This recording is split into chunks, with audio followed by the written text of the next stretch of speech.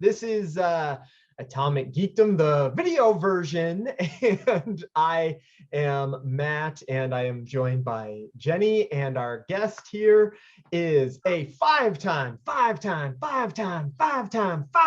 Bram Stoker Award winner, and by his own recent count, according to his Twitter feed, between novels, nonfiction books, short story collections, anthologies, edited, and graphic novels, has done 115 books in total, 100 of those since 2006, and he is a returning guest. We love him so much, Mr. Jonathan Mabarry. Hey guys. Hello. And a little hello from Cthulhu.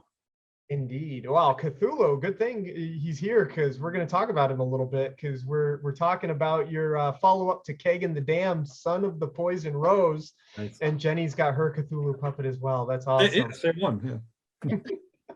That's great. So cool. And so we are going to do we're going to do some spoiling here as we talk about it, because we have questions for him related to the book. So make sure you finish the book and then come back. And I'm going to jump in because I've never wanted to ask anybody a question more in my life than I want to ask this question. Jonathan put something in this book that blew my hair back. Jonathan, is Nicodemus, aka the Prince of Games, aka Merlin the Wizard, he's not really Randall Flagg, is he? Well, you know, I happened to mention that in passing last time I talked to Steve King, and he's like, well, why not? So yeah. He's a trickster. You know, that's what he is, a trickster spirit.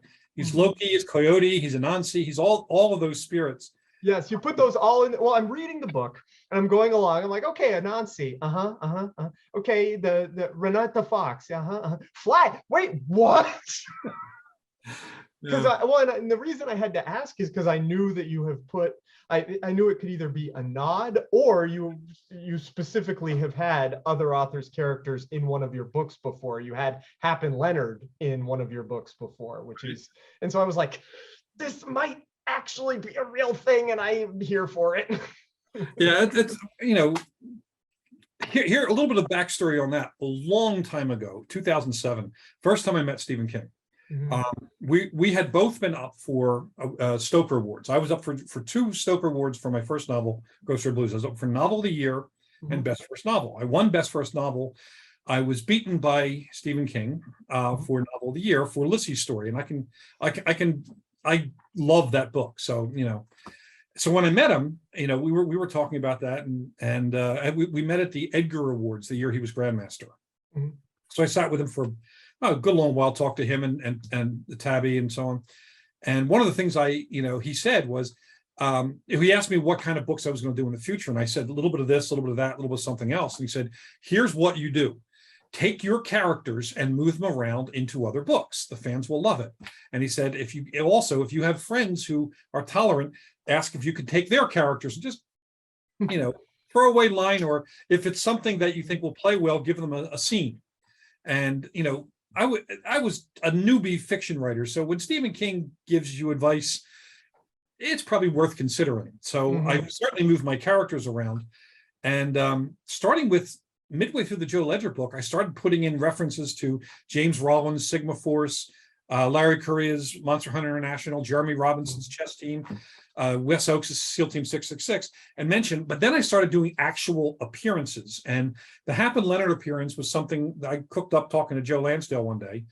Yep. And in the next Joe Ledger book, F. Paul Wilson's Repairman Jack will actually have quite a few scenes. Oh, that one I'm not familiar with. But Repairman Jack's a great series. It's been around since the 70s. Okay. And he and Joe Ledger would get along really well, though. They're both weird, moody, and psychologically compromised. So, but yeah, this is all deliberate now.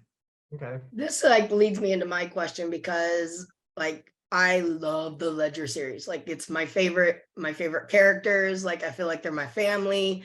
And there's so many, as the books have progressed with Ledger, you start getting these other worldly type things and diseases and weapons of mass destruction, basically. A lot of that feels very familiar in Kagan. And especially with the plague that's going through the zombies in this book. Every time it's described, I start remembering back to like Saif al-Din and like how that started going. And then I was trying to figure out, is it part of the Ledger books? Is it part of the Dark and Night books? Like, how does these all go together? But then I saw that you also said that they're in different universes. And I'm like, well, does Joe have multiple universes? Let me explain. So the Joe Ledger, the central universe from my writing is the Joe Ledger universe with his series of books. That dovetailed off or split off, kind of like the way the multiverse is. Suddenly a new story. Well, one of the things that split off was after in Kill Switch, when he has the exposure to the God Machine, he has these flash forward, images. And in those, he meets the character Tom Amore from the Rotten Ruin series in a different way than he does in the Rotten Ruin books. He also meets Des Fox in a different way than he does in Dark of Night. So there are several variations of the Ledger universe that have split off. One version of it that split off goes from the Ledger books into the Dead of Night books into the Rotten Ruin books. Mm-hmm. So that is another Joe Ledger storyline. It's the second strongest storyline. In his main storyline, he will not fail to save the world. But in that split off, he does. And that split off universe, 50,000 years later is Kagan. Yeah, and that's something Jenny and I were talking about before you came on, is I was like, I know that he's got one more Kagan book to go and he's got some short stories.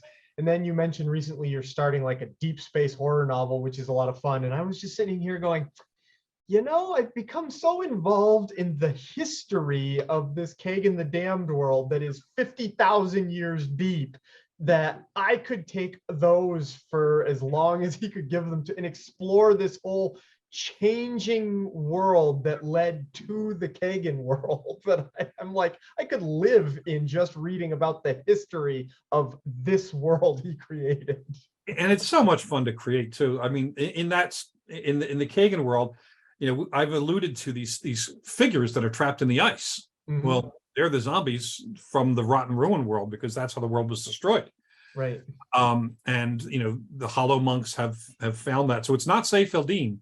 It's Lucifer 113 is the pathogen from the Rotten Ruin books. But I don't think I'll actually say it explicitly in the third book. But those who've been reading the books, it's kind of like an Easter egg hidden in there for them. Well, and introducing that pathogen really made me clench simply because that's another conversation Jenny and I had texting back and forth. Was it Saif al-Din or was it Lucifer 113? And I immediately, that's where I leapt, was Lucifer 113. And I clenched. I was like, oh God, that's terrible. I read those books. I know how that goes. Yeah. And I mean, and you may not have, I don't know if you read all of them. There are 4 in the Dead of Night series. Oh, I think the only one I haven't read, did I read Still of Night? I might not have read Still of Night. Well, that reintroduces Church, Top, and Bunny. So it's kind of introduce that. Tells you what Church has been doing all this time. And then the Saif al-Din pathogen won't be named in it, but it is clearly that one. There is a reference to Church in the introduction to Prince of Games. Yes, there is. There was only one person he was ever afraid of. Yep. He doesn't name him, but we know who it is. Yeah. Yeah. That was a text. That was a text as well, because I'm like, but he was mortal. And I'm like, it's got to be Church. Yep. Yeah. And Church it might be Joe, but it's Church. Church is Nicodemus is not afraid of Joe. That they will fight, and they've never met, by the way. Ooh, that's they true. will finally meet in the next book, in book 14, which is the title of the book is a little bit of a spoiler, but it's a confusing spoiler because it doesn't seem to have an explanation. It's called Burn to Shine. So that's book 14, and that tagline is from Code Zero. Yes. And that villain apparently died. Oh. So, is right. Oh, guess we'll have to figure out that, Chris, I haven't plotted it already, but it's going to be fun. Now, okay, so you're speaking of plotting. That kind of makes me, when you were creating the Kagan world, and you knew now you've written 2 novels and a short story. Did you kind of go, this is the whole thing all at once, or did you kind of tackle Kagan and then went, okay, now I'm going to tackle Poison Rose, and then I'm going to tackle the third one? Well, I'm a plotter for one thing. I tend to plot out. I plotted out the first book, Mhm. and I originally planned it to be an ongoing series. The Mhm. publisher said that trilogies really work better in fantasy, epic fantasy. So I tailored it to 3, and as soon as I knew that was happening, which was shortly after I delivered the first book, I went ahead and I wrote the ending of the third book. So I know how it ends, and I do that with a lot of my novels, and I do it with my short stories. I start off I plot out, then I start off writing to get a sense of the voice and tone of the book, and then I jump forward and write the ending so that I know how it's going to resolve, so I can aim more directly at that. Mhm. And that allows me to keep from writing scenes that are what I call self-indulgent scenes that a writer wants to write because they like an idea or a character, but that don't really serve the plot. And everything that I write does serve the plot. Yeah. Even some standalone chapters that may appear to be separate actually serve some part of the plot. Oh, yes. And you kind of just led into a question that we also had, because we didn't think it was self-indulgent, and we figured it's something coming up in the third book. But you made a choice in Son of the Poison Rose where you talk a little bit about the widow, and they go to find her and they start scaling this mountain. And then that storyline kind of disappears. And Well, then at the it does say that. very end, Yeah. all of a sudden she's there and there's dead people everywhere. And we go, what Yeah, just happened here? The Widow has a large role to play in the third book, Dragon in Winter. Quite a large role to play. And understand like that her lover was the avatar on Earth of Cthulhu. Mhm. That's what Mary was, what Mary became. And Mary died and her body was taken by Cthulhu, but Ritsa still hears Mary in her head, because there is definitely a co-pilot in that body. Mhm. You can look at it kind of this way, that Miri is looking out of one eye and Ritsa is looking out of the other eye of that body. And, they are the embodiment of Cthulhu's desire to keep Hastur from becoming the dominant god in the world. Okay. So she's just not a normal little girl anymore. She's become quite powerful. And and that's where you hooked me, in that kind of gap between when they first go to find her and then after they have found her. And you hook me going, wait, what? Now I need to know. I didn't want to be too explicit about how the powers manifest. Okay. It's a really cool scene. I'm a lot of fun with it. And there's a couple other characters that didn't get a lot of play in the second book, but are key to the whole series. Marilena has a flashback scene, and of course is thought about and talked about. And Dux Arcani, the vampire, the one who turned Marilena into a half vampire, he's been mentioned 3 times, but he has not really had a scene. He definitely will have scenes in this next book, because he's not your typical vampire. Nice. And so I've had a lot of fun being as subtle and devious as I can, while trying not to be so devious that the scene just makes no sense at all. I wanted to leave it like, all right, more's coming, and people know it's a trilogy, so they know it's got to come the next book. And considering that this puppy is 217,000 words, I didn't want to overburden this book, because the next one I promised my editors would be closer in size to Kagan, about 170,000 words, give or. Gotcha. And I mean, when I say give or take, I mean, yeah. Jenny, I know is kind of staying a little quiet because she's got a frog in her throat, but I just wanted to check in, and I know she had a page of notes, and I just wanted to see if she had any that. My big one all revolves around that ending battle, like just trying to get the books. There is so much going on in that scene, and it feels so hopeless. like when you're like the way that you're explaining how many arrows and how they're reusing the arrows, and then with the razor knight, there's a lot going on in that scene, and throughout every page, you're just like, who's gonna die? Because you know you're going to lose people that you love. When setting up a battle that is that big, before we started recording, I'm like, it's like Hell's Deep again, you know, it's so big. How do you plan it and then decide what characters stay and go? There's a couple different ways. One is I do choreograph the scene. You know, I have a lot of background in martial arts, but also I understand fight choreography really well. You know, it's something I've paid attention to, learned. I have friends who are professional fight choreographers, including the entire stunt team from the Marvel movies are buddies of mine. So I understand their process in choreographing it.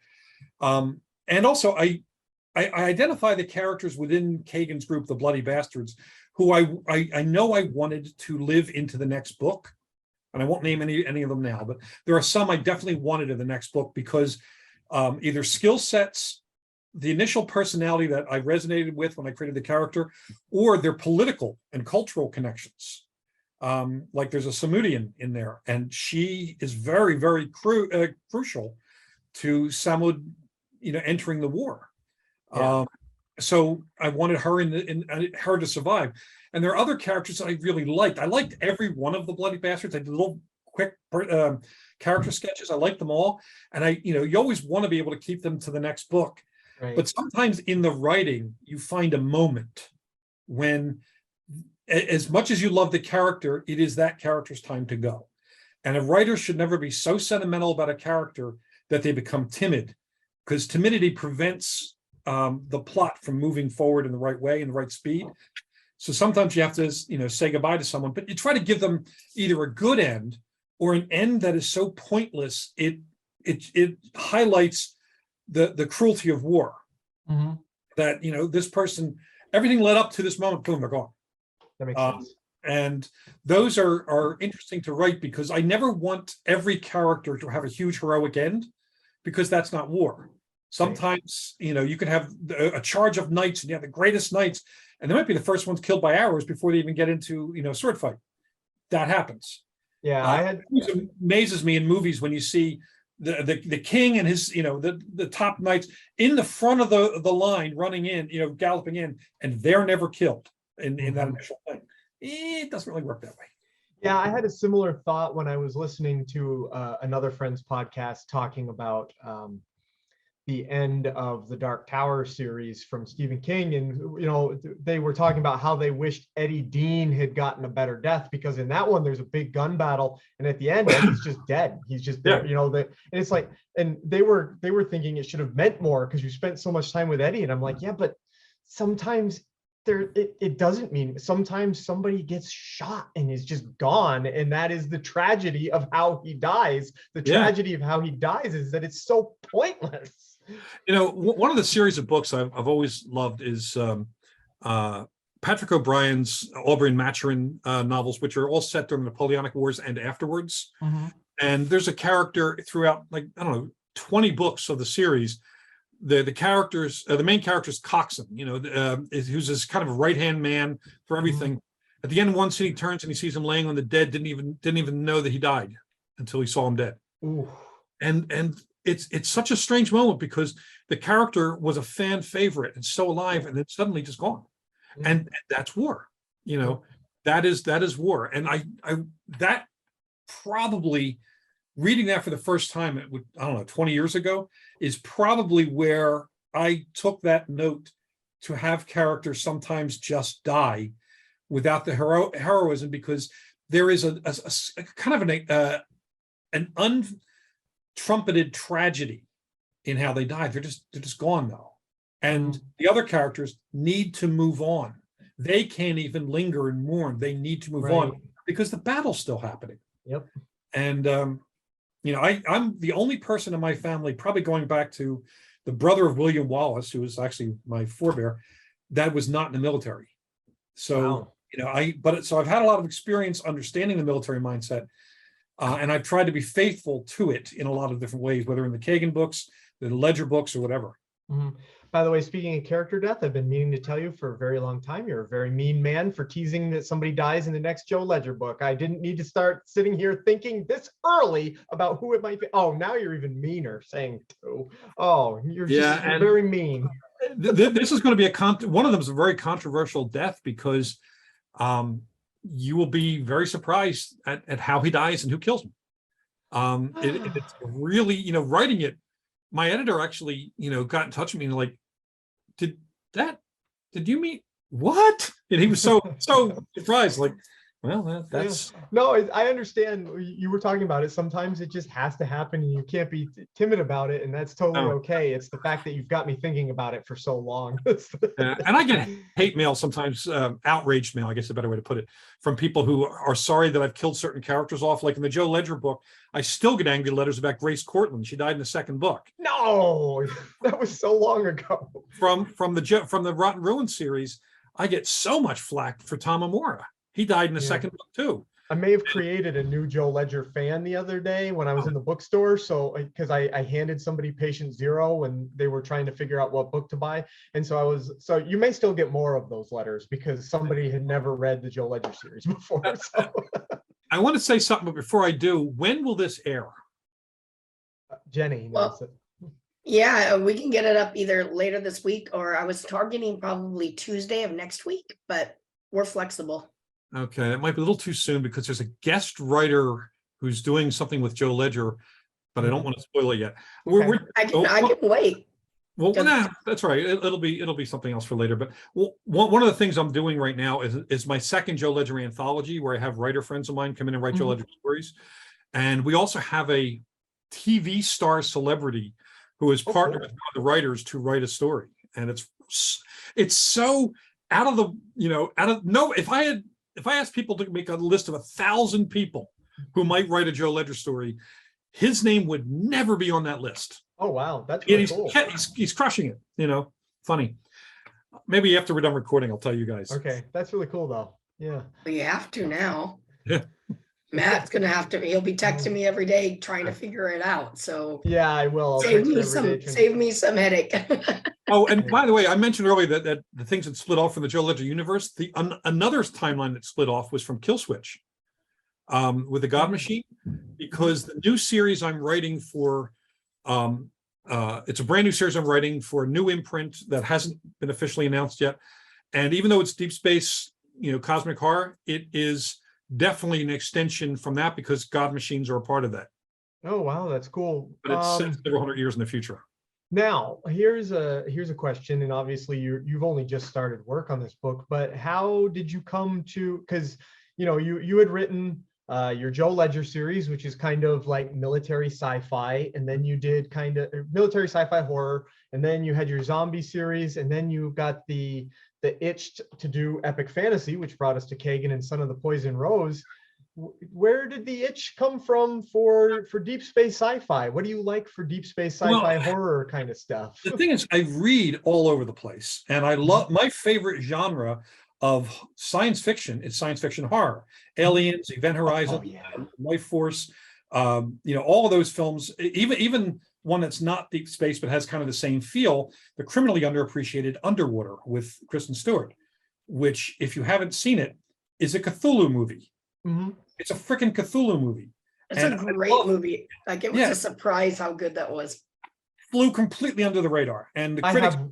I saw the trailers for it. It looked really interesting. I have wicked thalassophobia. I'm horrified of the ocean, and which obviously is the idea of horror movies. Yeah. But I need to get myself into a space where I'm ready to face the idea of being underwater. Yeah, and really far down and claustrophobic. Yep. But it's a great cast. It's one of those films that you should watch it when you are not going to be interrupted, because it really does do best when you are not interrupted or doing anything else. Some films you can kind of do a little something like play a game. This one you need to watch because so much goes on that you're not expecting, and the music doesn't lead up to the reveals. Doesn't have as many of those like sound jump things. I'm going to be scaring myself. absolutely shitless sometime soon. I can tell. It was such a good movie. Yeah, I've probably seen it 8 times now. Yeah. Okay. But so as far as jumping around, when I first decided I wanted to write fiction, which I didn't even think was a possibility on my radar until I was in my 40s. When I got my agent, Sarah Crow, she asked, because my first books were 3 books were horror novels, the Pine Deep Horror Trilogy, vampires, werewolves, and ghosts, in Eastern Pennsylvania. And she said, well, you're going to continue writing that sort of thing. And I said, no, I kind of think I want to do a thriller next. And maybe this and maybe that, maybe that. She said, all right, well, are there any genres you don't want to write? I'm like, none come to mind. Ooh. Because I read all over the place. My middle school librarian made it a point that every time I come in for a book, because I was one of the few kids in that middle school to come into the library voluntarily for books, she made me take at least one other book that was one she picked in a different genre. And around the same time, she wound up introducing me to Ray Bradbury and Richard Matheson, literally introducing me to those two. And, they would bring books for me, and they would usually bring some of their stuff, and they would bring books of all kinds, So I was, kind of shoved in the direction of not having a genre lane that I loved. I read a little of everything, awesome. And watch a lot of everything. So every time I get enchanted by a book or a movie in a genre, I want to see what I can do in that same genre. I do not, ever have that fall into the trap of, oh, I want to do that book better, which some writers have. Sure. That book is perfect because it's there. It's done. That writer did what they wanted to do. But the genre is the magnet, and that pulls me. So deep space horror, I've been reading a lot of it, and God knows I think I've watched every movie that falls into the category of deep space horror, or horror science fiction. And I love Cthulhu stuff and Lovecraftian horror. Event Horizon was Clive Barker, it wasn't Lovecraft, but it had that same cosmic horror vibe to it. So I guess it's deep space cosmic horror is probably the best label. Okay. And since I'm editing Weird Tales magazine, when this new imprint came along, and I was asked to pitch, it was the first thing I had in mind is what happens if, we're able to, for reasons that's explained in the book, do like a one-time, no-return trip to the far side of the galaxy. So volunteers go, and they find out that Cthulhu and creatures like that came to Earth because they were afraid of what was out there, and we just rang the doorbell. Interesting. That was the pitch for this, and so the first book is called Necrotech. One of the little conceits within it is that when they find alien tech, human beings die trying to pilot these giant ships. It's kind of like a cross between Battlestar Galactica and Pacific Rim. They are ships that can become, like physical things if they need to throw punches. So since humans can't survive it, they conjure the ghosts of these pilots to run the ships. So our fleet in this battle are piloted by the ghosts of our pilots. So hence Necrotech. And I'm having way too much fun on this shit.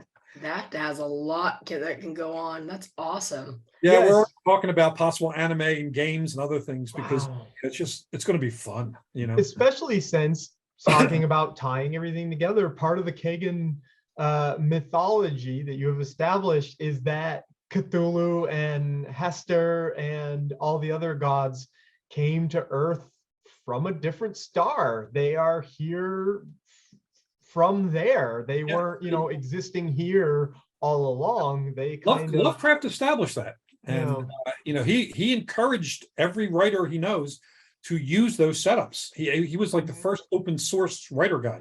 So and everyone has done a Lovecraftian story. Stephen King, Neil Gaiman, Hellboy is Lovecraftian. Guillermo del Toro probably wakes up and says hello to Cthulhu every day. There's so much of it out there, and he let everyone play with it. And partly because I edit Weird Tales, and partly because I've always loved this stuff. I tend to, in fact, one of the books on my shelf over there, that one I'm pointing to, Carl Edward Wagner, a fantasy writer who has since passed, he combined like the Conan sword and sorcery stuff with Cthulhu. Ooh. And that's the single strongest inspiration for Kagan. Carl de Wagner's Kane novels. Wow. Okay. That's awesome. I haven't read those either. So there's another Hard thing to on the find. list.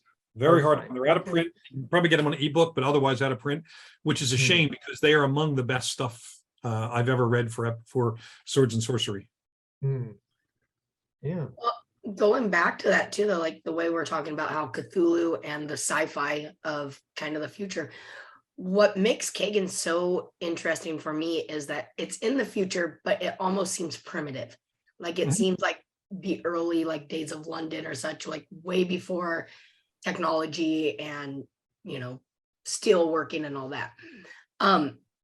What I like about this chapter in it is how you take that kind of mentality of it's a religion, like they understand things because of how it works in their religious set of mind, and how the part that I think that drives that home is the twins and the magic that's in it. Because in the first book I couldn't figure out, why are these little shits assholes? Like I'm like, did you not care that your mom got killed? And then when you start going in about the touching and all that, this book drove it home that the magic is the magic. And there's no real explanation other than that. Well, at the end of Son of the Poison Rose, you do find out why the Witch King wants those kids. Yeah. We won't explain here. And also some of his motivation.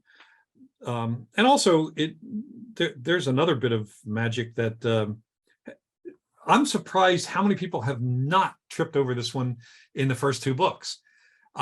There's a block of ice with a body in it in the Witch King's alchemy lab. That is awake. That is awake. Who is it? You don't have to give an answer now, but it's really critically important. It's I've thought about it, but there's been so much else going on. I guess I haven't thought about it a lot. Yeah. What's the thing? Is it Chekhov's rifle or something?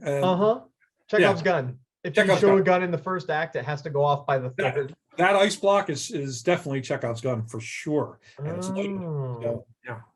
Fun times. And that's an element of the magic, you say. Yep. And also within the story, the character of Marilena, she embodies enduring magic, but magic that's been limited. Now, granted, she was limited by her mother, but that shows that magic has always existed in the world. It was never pushed out of the world. It was limited.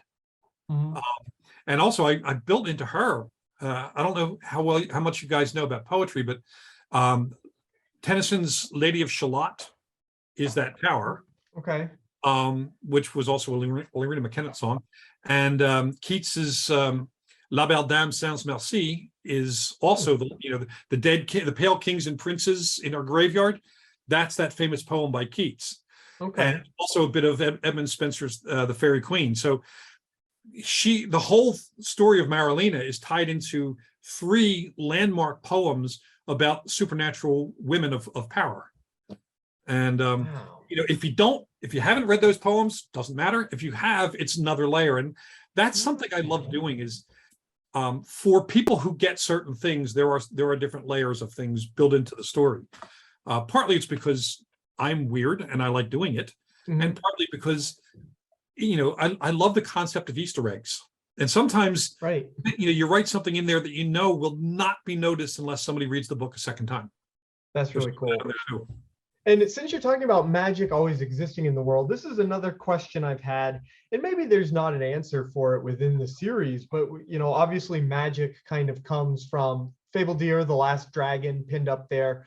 Magic came from dragon's blood and everything. And tears. This goes back to my tears, yes, excuse me. Both. That goes back to me saying I could just live in the establishing history of this world. Well, this is 50,000 years from now where we are living here, but the magic already doesn't exist now. Like, how far back do you imagine the magic goes? Like, where did that kind of begin or come from in the Kagan the Damned world, or is there no answer for that? There is an answer. We have legends of dragons too.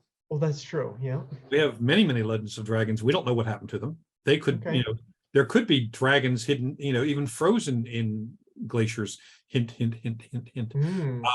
that, and it may be that Fabaldir is not the last dragon. Oh, She may be the last dragon awake on Earth, but that isn't the same as last dragon. well, true, because you also say that there was like the for lack of a better word, kind of a veil between worlds, and they all kind of retreated into it back to their world once upon a time. So Yep. And I kind of took that in my head as a hint that, oh, this door is going to crack open. yeah, and of course the third book is called The Dragon in Winter, so a little bit of a hint right there. But let's just say that Fabaldir is not the only dragon that will appear in the book. Oh, cool. Now you make me think of the episode of South Park. The dragons are coming. I promise. The dragons are coming. It's not entirely wrong, but the way in which they manifest will be a little different. Also, the fairy folk will return in a pretty dramatic way, et cetera, et cetera. The battle on the end of this book, I'm having so much fun choreographing because awesome. It has a little bit of everything in there. All right. Jenny, you have anything else? Except we have to wait, like. Yeah, well, okay, then I'll kind of start bringing this in for a landing and say, obviously, on the horizon, we have the next Joe Ledger book, Cave 13, which is due out this year. August. Yeah. What else is on the horizon in your world, since you are apparently a man that doesn't get any sleep? Given every time I see something from you, you are working on yet another project. Before I answer what else is coming out about that, I went to Temple University School of Journalism, and I had a journalism professor that we hated at the time, and now he's a personal saint in my pantheon, because he taught us to write fast. Like every Friday in this one class, we'd come in there. This give you an idea. This is back in the old typewriter days, 1977, 78. There'd be 10 sheets of paper, the typewriter, a theme on a board, a clock set for 90 minutes, and he would put on an album of like car crashes and babies crying and explosions. He would turn it off. He said, "You have 90 minutes. I need 10 pages. It's pass, fail, go." And that was every Friday. And so I learned to write fast. I was a nonfiction writer for years, did 1,200 feature articles, bunch of nonfiction books before I switched to fiction. So when I approach fiction, even though my first book took me 3.5 years to write, now I write a novel every 30 days. I'm sorry, every 3 months rather. The new Kagan book was written actually in 61 days. Wow. And Son of the Poison Rose was written in 92 days. So I got used to being fast. That's awesome. And I wandered away from what your original. Oh, what's coming out this year? So we just had Son of the Poison Rose coming out. Got a bunch of short stories coming out. I got Joe Ledger number 13 called Cave 13 coming out in August.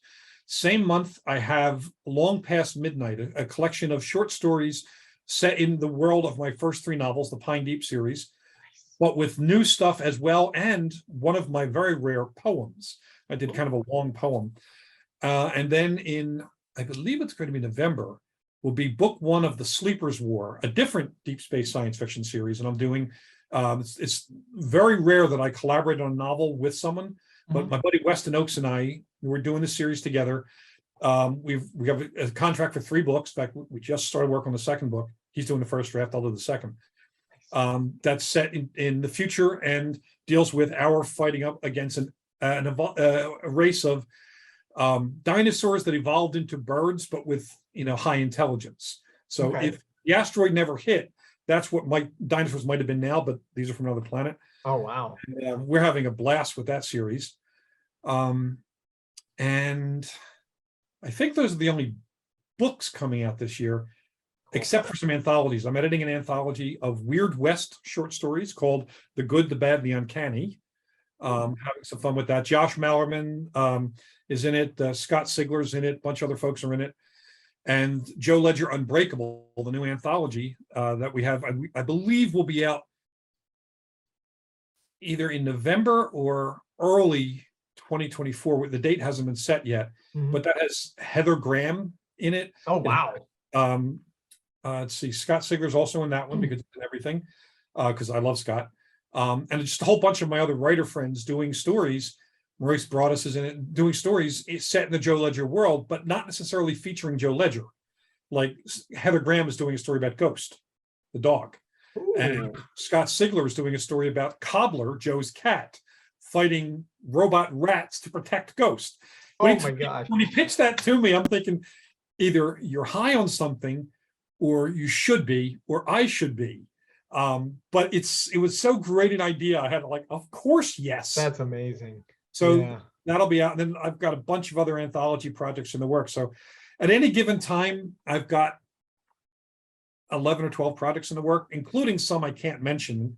Of course. Yep. Series I wish we could talk about, but it's the prequel to a science fiction movie from 10 years ago. Wow. I've written 2 novels, not yet published. The company's waiting, that they're hoping to do a pilot, a TV series prequel that will be written by the guy who wrote the original movie, but featuring characters from my book. So I'll wind up being an EP on the TV show. Oh, wow. That's really cool. Too. Yeah, and starring a notable actor from one of the Star Wars movies as the main character, and I can't say who that is either.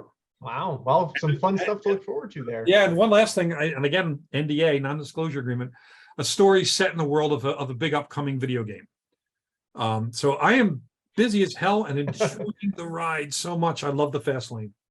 Yeah, you always seem like you are just having the best time doing what you do, which is really inspiring and really wonderful to see. And how could I not? I get to make up stuff for a living and get paid for it. How is that not the best job description in the world? I know, right?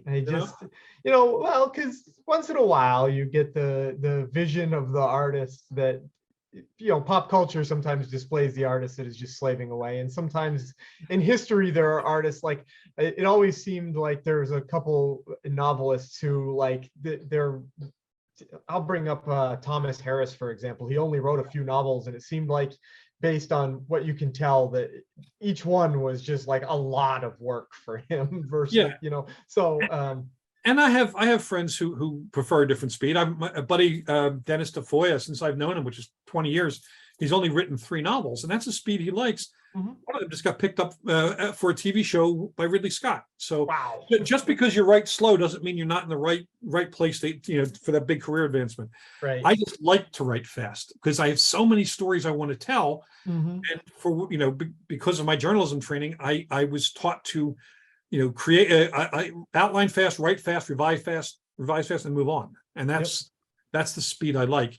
And, whether it's my own stuff or playing in someone else's universe, like, Aliens, Predator, Hellboy, True Blood, I get to play in all these other universes and have fun with other people's toys as well. Really so cool. I think I have the best job that I could ever imagine doing. That's awesome. Well, as a fan, we appreciate it because it's awesome. It's kind of like a kid waiting for Christmas. Like, you're like, I'm gonna ask this from Santa. These are the gifts that I want. It's like that when a book's being released. You're like, you've got that date, you're waiting for it, and in your mind, especially in series, you want those gifts to come true, and you want to open those packages. So we're super grateful that you have not decided to put an end to some of your series.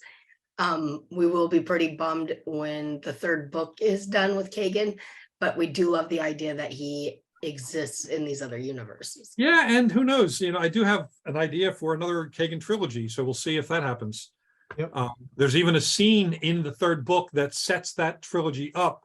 It's a standalone scene, but it sets it up. So if the stars align and I get to do another Kagan trilogy, or even Kagan standalone books, which is a possibility, I have 22 book ideas for Kagan. Wow. And I've written so far 5 or 6 short stories, and some of them are different anthologies. It's when I have a character that I really love, I don't want to stop writing that character. So I have no plans on stopping any of my series at this point.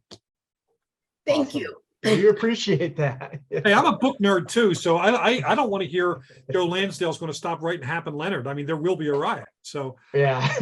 I'm enough of a book nerd to understand what my readers are feeling, because I'm right there with them. I want to write those books, and I want to read the books by the people who, I buy the second those books are out. So, that's the life, and it's fun. Cool. That's a great out right there. That is. Thank you so much. Inspiration. Thank you so much. Yeah. And thanks for having me on. So you guys rock.